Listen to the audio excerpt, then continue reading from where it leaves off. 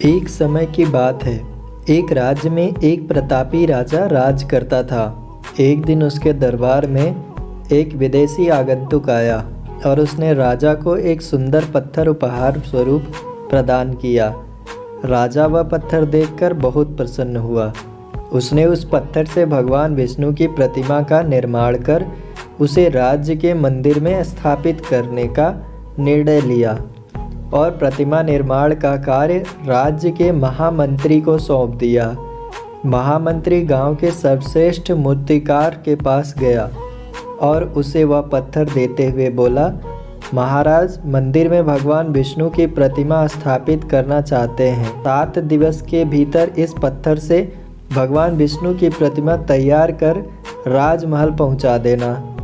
इसके लिए तुम्हें 50 स्वर्ण मुद्राएं दी जाएंगी। 50 स्वर्ण मुद्राओं की बात सुनकर मूर्तिकार खुश हो गया और महामंत्री के जाने के उपरांत प्रतिमा का निर्माण कार्य प्रारंभ करने के उद्देश्य से वह अपने औजार निकाल लिए। अपने औजारों में से उसने एक हथौड़ा लिया और पत्थर तोड़ने के लिए उस पर हथौड़े से वार करने लगा, किंतु पत्थर जस का तस रहा। मूर्तिकार ने हथौड़े के कई वार पत्थर पर किए, किंतु पत्थर नहीं टूटा। 50 बार प्रयास करने के उपरांत मूर्तिकार ने अंतिम बार प्रयास करने के उद्देश्य से हथौड़ा उठाया, किंतु यह सोचकर हथौड़े से प्रहार करने के पूर्व ही उसने हाथ खींच लिया कि जब 50 बार वार करने से पत्थर नहीं टूटा तो अब क्या टूटेगा। वह पत्थर लेकर वापस महामंत्री के पास गया और उसे यह कह वापस कर आया कि इस पत्थर को तोड़ना नामुमकिन है, इसलिए इससे भगवान विष्णु की प्रतिमा नहीं बन सकती। महामंत्री को राजा का आदेश हर स्थिति में पूर्ण करना था, इसलिए उसने भगवान विष्णु की प्रतिमा निर्मित करने का कार्य गांव के एक साधारण से मूर्तिकार को सौंप दिया। पत्थर लेकर मूर्तिकार ने महामंत्री के सामने ही उस पर हथौड़े से प्रहार किया और वह पत्थर एक ही बार में टूट गया।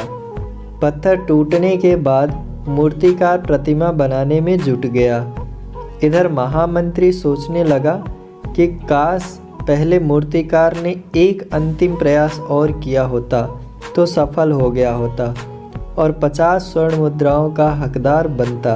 दोस्तों, हम भी अपने जीवन में ऐसी परिस्थितियों से दो चार होते रहते हैं। कई बार किसी कार्य को करने के पूर्व या किसी समस्या के सामने आने पर उसका निराकरण करने के पूर्व ही हमारा आत्मविश्वास डगमगा जाता है और हम प्रयास किए बिना ही हार मान लेते हैं। कई बार हम 2 प्रयास में असफलता मिलने पर आगे प्रयास करना छोड़ देते हैं, जबकि हो सकता है कि कुछ प्रयास और करने पर कार्य पूर्ण हो जाता या समस्या का समाधान हो जाता।